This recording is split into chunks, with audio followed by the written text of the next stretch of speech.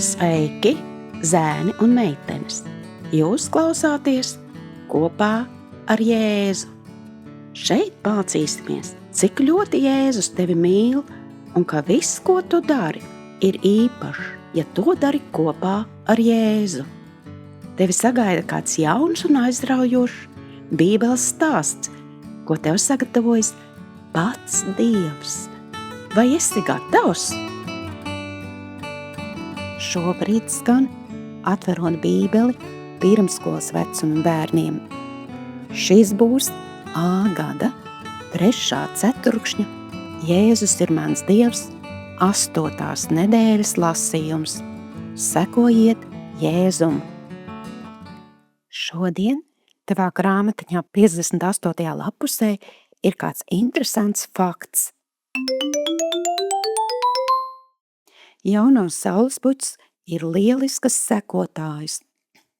To spilgti dzeltenie ziedi katru dienu pagriežās, sekojot līdzi saulei, no rīta līdz vakaram.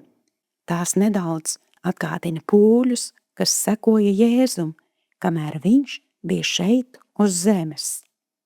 Pirms lasīsim šodienas stāstu, var uzspiest pauzi un pamēģināt izskaitīt, cik cilvēku tu var saskaitīt šajā pūlī, kas klausās Jēzu un ir uzzīmēti tavā grāmatiņā.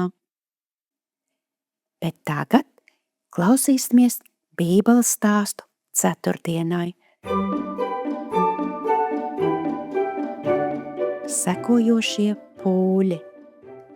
Jēzus vēroja, kā ūdens viegli skalojas pret akmeņaino krastu. Viņš apsēdās pie mierīgā ezera un nopūtās. Ak, cik kluss atpūtas brīdis! Viņš bija pavadījis daudzas dienas, mācot un dziedinot cilvēku pūļus. Lai kurp Jēzus dotos, viņam vienmēr bija sekotāji. Viņš bija priecīgs, ka cilvēki vēlas klausīties viņa vārdos un sekot viņam.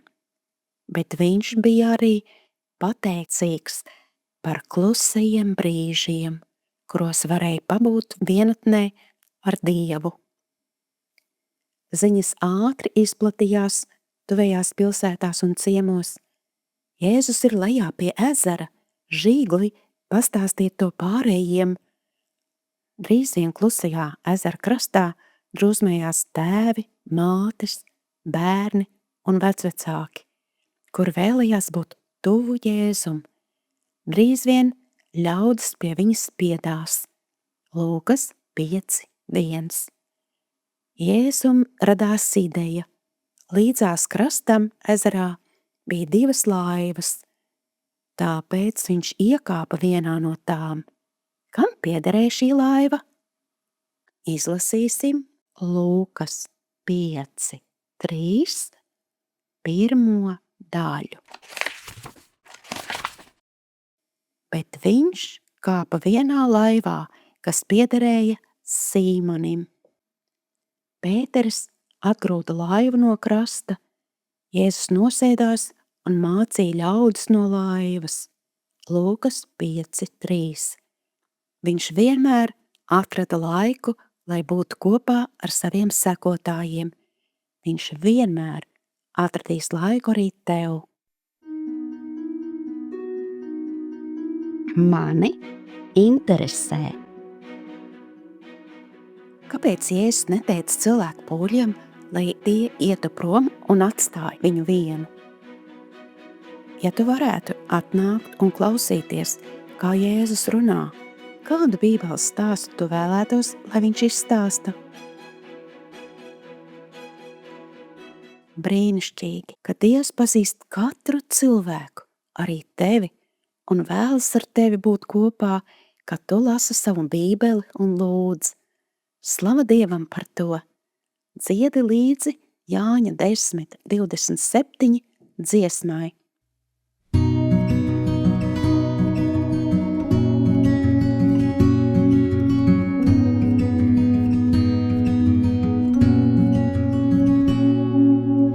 Mana sāta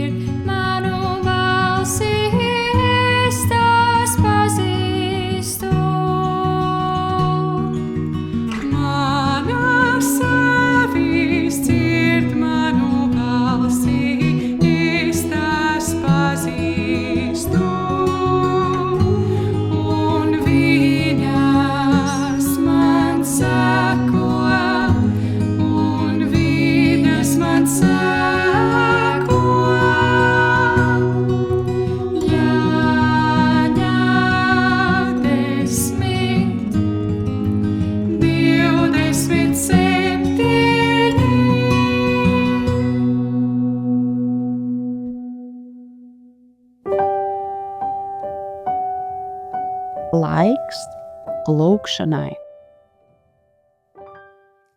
Paldies Tev, Jēzu, ka Tu esi tik labs draugs un vēlies, lai aizvien vairāk cilvēku būtu Tavi sekotāji. Palīdz mums Tevi labāk iepazīt, pilnībā uzticēties Tev un sekot Tev savā dzīvē. Par to no sirds pateicos Tavā vārdā.